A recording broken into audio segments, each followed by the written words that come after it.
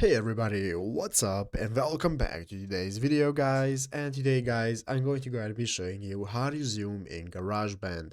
This is a very simple thing to do, so make sure to watch this quick and easy video to the very end, follow my steps correctly so you can make sure this works the same for you and you can do this yourself.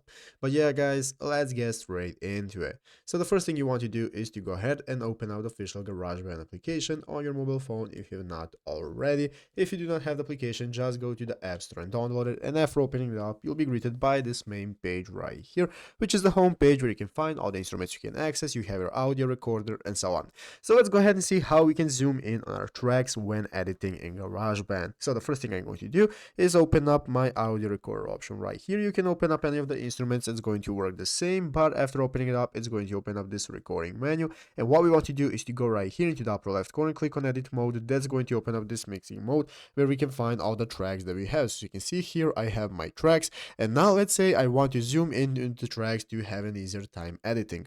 So basically guys, to be able to do that, all you have to do is just go to the bar right here at the top of the tracks where you can see 1, 2, 3, the numbers right here in the column. And what you want to do is to take two fingers and then stretch out that line right here. So as you can see, when taking my fingers and stretching it out, you can see that this is now going to zoom in and we can have an easier time taking a look at our tracks, and the tracks are going to be bigger. So you can go ahead and stretch it out how much you want, and let's go back. You can go ahead and stretch it out, and once you want to stretch it back, you can just go ahead and close with your fingers at the same line, and it's going to return it back to normal.